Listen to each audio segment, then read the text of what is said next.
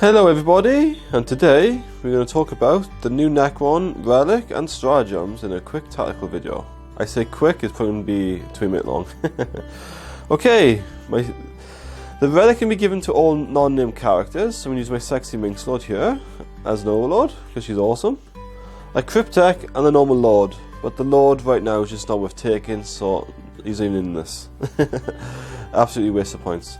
There's three main ways you can use the Veil of Darkness. You can use it offensively, defensively and support. So we'll go over the offensive capabilities first. You can use a Cryptic or an Overlord, but for offense I would recommend the sexy Minx Lord. This is the main way you can use melee armies now. Lynch Guard are actually usable. You can use Nems or Zandrake, like so, comboed with Vanguard Oberon, and also Lynch Guard.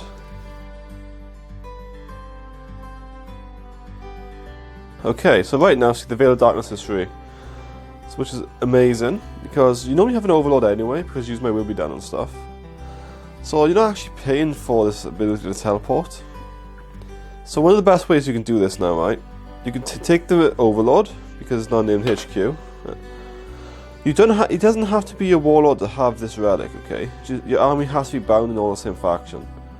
So long as you're bound, you can take this relic, and you can still make somebody else your Warlord. Okay, so if I was doing Lynch Guard, I would probably make Nemesis the Warlord, because he's just so valuable. He'll be the last one to die. So what you do turn one, okay, you teleport across the field. They're going to go attack that deceiver over there, okay? So what you're going to do now, is you're on your turn one, because you won the Alpha Strike, you're going to teleport the sexy Minx Lord over with Nemesis. So he has to be within 9 inches of when he comes in, okay, of a model. So the sexy Minx Lord needs to be over here, 9 inches away, and so does Nemesis. Alright, so it's slightly out of range there, but this is where the magic happens now. Vanguard Oberon, he does not have to be within 9 inches. He has to be within 6 inches of Nemesis. So long as he comes in within 6 inches and over an inch away from the enemy, he can go here. Like so. He can go there, and then the Lynch Guard can move up. Okay, and now by doing that, right, you're also able to give this unit Y Will Be Done. So it's a 3-inch charge, but you get +1 to your charge. You cannot fail a charge. It's impossible to fail a charge. So now you're able to teleport in Lynch Guard or any melee unit you wish. Praetorians cannot be teleported because they haven't got the Dynasty keyword, okay? So turn 1, you can be within 3 inches if you do it correctly. And then you can't fail a charge because these will have My Will Be Done. So no matter what you roll, you'll get in. So if you roll high, you can surround the big unit and then you can kill it. Okay, so that's the basic combo. Very effective, much better than the Deceiver, and it also makes Lynch Guard very usable again. Okay, another good combination with them and Overlord for an offense with the Veil of Darkness, turn 1 and turn 2. Take over 10 Immortals. You can also use Warriors if you prefer Warriors, but I personally don't use Warriors because they just eat my command points. So it all depends on your playstyle. You can take Warriors or Immortals over. And if you do decide to take Immortals, I would recommend you take the Gauss, because they'll be in rapid fire and they got a -2. You can also take the Tesla option over, but you're not actually benefiting by doing that, because the Tesla will do just as good a job back in your line shooting over there. They're a lot less danger. They have Assault 2, so the powers will still work from over the side of the board. So if you're going to take Immortals over, take the Gauss, because you get 2 shots, rapid fire, -5. And they will absolutely destroy where they shoot at. Unless you're shooting at toughness 10. Okay, that's quite rare. So, same again. Make sure you follow the same rules in my other videos for Immortals when you're using this technique. So you take the one unit over, but this time you make sure they're all in cover. Right. So by doing that, they're all touching the cover there, so you'll got to save. In rapid fire of those, they could be Primaris, means whatever. They will be shot to death, and if they live, they're very lucky. But if you do this, make sure you don't dump them. Make sure you don't teleport them close to anything really dangerous in combat. If you like deep strike next to Mortarion, they're gonna get wiped out. For the most normal armies like Imperial Guard and such, it's a good technique because you're in their face turn 1, and you're making them shoot at these and leaving the rest of your army alone. If they ignore those, they'll just do more damage every turn because they're in rapid fire range. You'll have to deal with those. Another good thing with doing this, you make the Overlord itself, the sexy Minx Lord, like so. You make her the Warlord, and you give her that new Warlord shirt we have in chapter approved, so you get -1 to damage. So if you get hit by a 2 damage weapon like a plasma, it only does 1 damage. I would always give her the War Scythe. It does a flat 2 damage and it's AP 4. So if you're up against Primaris, you get into combat after the turn you come in. You might want to just sit back a turn or 2, and you can kill. You can kill Primaris Marines really easy with that. Win them on a free and just kills 1 at a time when you have no armor saves. Very effective way of causing a massive headache for your opponent. So that's the second way to use them offensively. Okay, another offensive way to use this Veil of Darkness now is, don't use the Overlord for this one. You use a Cryptic and Warriors. And the reason why you do that, right, is because these warriors die a lot quicker than the mortals. You actually need that 5+ invuln, and you need the +1 reanimation. So you take the Veil of Darkness on a Cryptic, and you don't deep strike him right up in his face now. You deep strike him within rapid fire range of your target, but within 12 inches of your board edge. Okay, so watch now. So you take this away, it goes up here. Like the mortals, you send them over to shoot, so where you need to die. But the difference with this is it's probably too big a unit to get into cover. So you chuck him around 12 inches or so above from your board edge, and then you follow it up with this here. You send the Ghost Arc up, the full 12-inch movement, and they should just be in range like that. And then you get your 4+ reanimation, you get a free reroll thanks to the Ghost Arc. This is where another one of our new stratagems comes to play.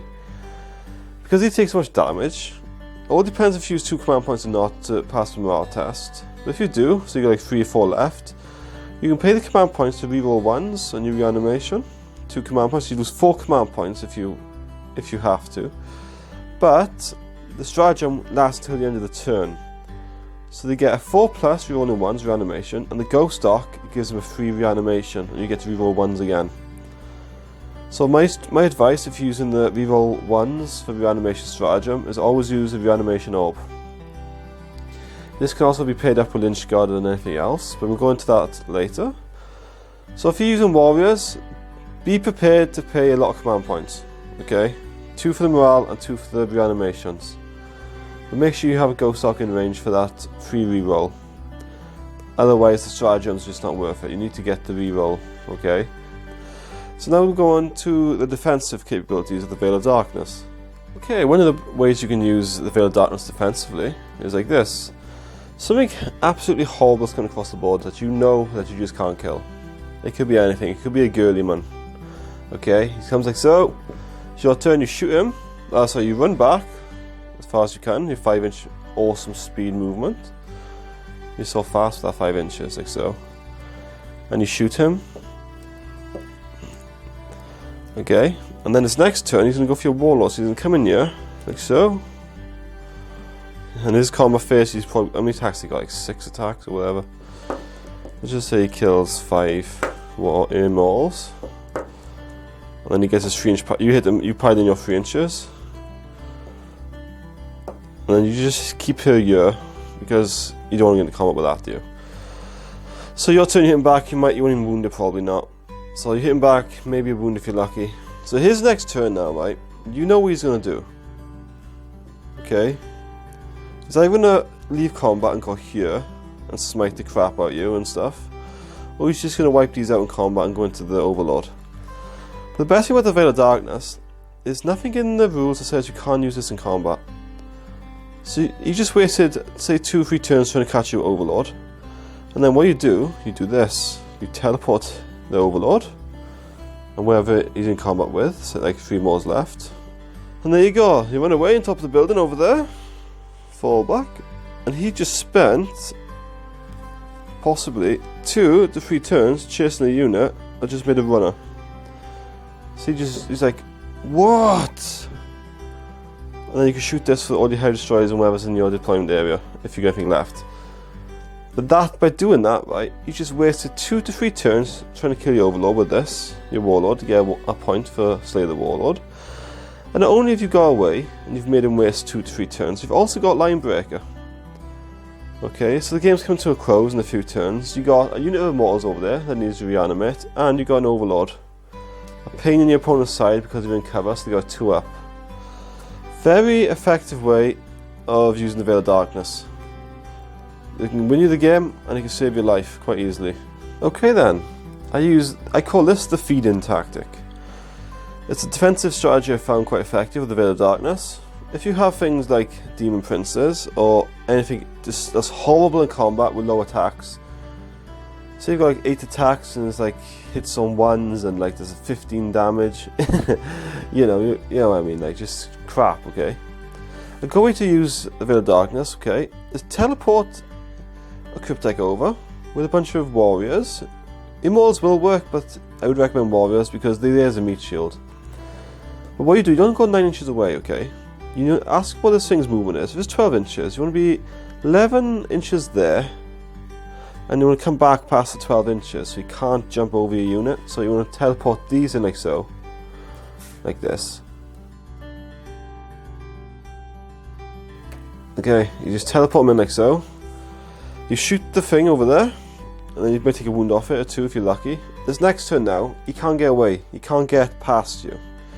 You got a blob of meat there now, metallic meat he has to get through to get to your army. The only option is you can go around like so, which will take another turn. But most likely he'll probably just go right there, inch away and assault you. And that's exactly what you want to do. But in the assault phase, right, this is the most important part with doing this. Say you kill 6 guys, make sure you do not take the guys in front.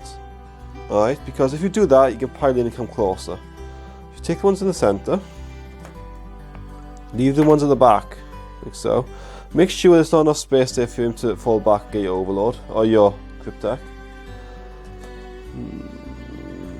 This one. Nope. This one. Right. You just kill 6 guys, you hit him back, do nothing. Don't pile in your guys. Okay, they're just there to keep him busy. So his next turn now, you might not be able to get across your blob. He'll be an inch away. So if he falls back, you'll either have to go backwards or sideways. And if he does that, it's perfect. He can't assault again because he'll have combat, okay? And then your next turn, you get your animation, you get 3rd back, so you get 2 back. You move your full 5 inches. And you keep that 2-inch gap as much as you can to stop him going over you. So he can't get to where he needs to go. So he wants to get to that building there because your Warlord's in there. You do this, you cheese it as much as you can. Take as much board space as possible. Get that Cryptic safe. Like so. And there you go. You just got a massive meat shield and you assault him. If he overwatch you, he might not have a weapon to overwatch you, so don't worry about it. If he assaults you, just move in. Just move the one guy in and move him into the unit coherency. Like so. And you keep that 2-inch gap. And now you just made his life a living hell because he's like, nah, here we go. One warrior hits him, who cares? And he's like, kills another few, so just take this one, this one, this one. And then what's he going to do next turn? He's going to fall back this way or this way because he can't get over. So that model that your opponent's got like 500-600 points into, you can stop him on 300 points of your own. And there's always a chance the warriors could kill it in combat. Good defensive strategy for things that you know will just destroy your army. There's a lot of points to sink into tying up one model, so you gotta make sure the model you're tying up is worth it. There's always a chance the warriors can kill it in combat, but you want to keep that gap just in case it doesn't. You don't want him running over your guys. You don't want him falling back over your guys and assaulting something next turn. You've got to keep it tied up, you've got to keep pressure on it. Okay? So that's another defensive strategy there. Okay then, let's talk about the support role. For this, I would recommend the Warsight Lynch God.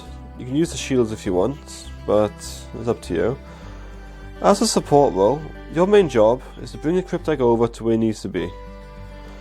And I would recommend you either take a unit of Immortals over you with a Gauss, because this is a Cryptic, so calm my will be done them and give him the +1 to hit.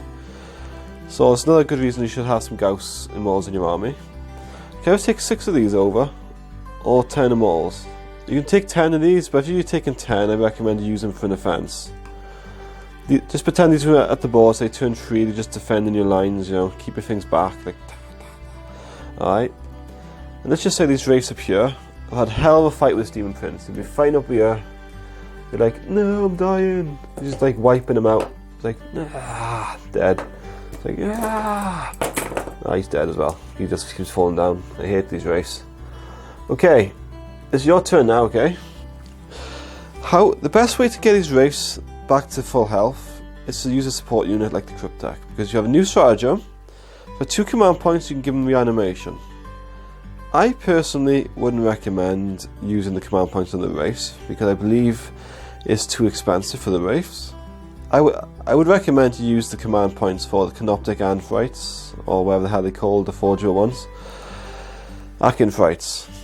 But let's just go over the wraiths because everyone loves wraiths except for me. Because they fall over, okay? They're good models, they just keep falling over. So turn 1, right, so turn 3 or 4, you can always just teleport them over like so. And you can bring in the Lynch Guard, like so. But by doing that, you need to wait another turn before you can use the command protocols. So that means you're in combat another turn with a Demon Prince, and there's a good chance you can get wiped out. So another good option is, okay, is figure out where you want them to go. This is more effective with the Cryptic Anthrites than the wraiths, because the wraiths are probably safer in combat. But let's just pretend these are Cryptic Anthrites, okay? What you want to do is teleport the Cryptic, this feature over here. What you want to do is teleport this Cryptic here, from down here. You want to teleport him to where the Cryptic Anthrites are going to end their turn, okay? So if I was this guy now, I'd teleport him behind this building, because I have no line of sight for that entire part of the army. And because I'm fighting a Demon Prince, I would take these over. But if I'm going to use my army, I'd take these. As long as they're within 6 inches, I'll check them up here, so they get a 2-up save.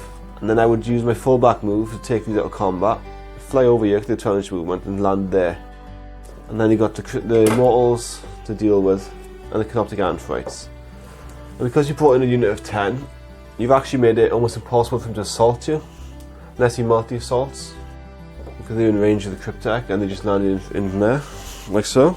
So I've bubble wrapped the Cryptic Anthrites or wraiths with some Immortals like the Cryptic, so they can be shot at from most of the army. The Demon Prince uses 12-inch movement to try and catch up, and you've got to stay in your way. And there's only other option now, is to assault the Immortals and the wraiths or Anthrites. Because you have to go around, so you have to assault both units. And then they made the charge a lot further as well, because you'll have to go over, so you won't get 1-inch charge on you. Because on your next turn you can use the give the wraiths reanimation and have a +1 from the Cryptic, and if you got too many command points, you can give them the rerolling 1s, so you can give them basically a 3-up reanimation. A 4 rerolling 1s is almost as good as a 3-up. 4 command points to do that is very expensive, but that is an option you have. So that's a good support role there. And not only that, you can also use the Cryptic in other ways. One sec. To say these guys are in combat here, and they get their butt kicked. You can always bring a Cryptic over from your deployment area, there, and you can chuck some Immortals or some Warriors to help them out, you can push in. What I'm saying is the Cryptic is very effective if you can teleport him.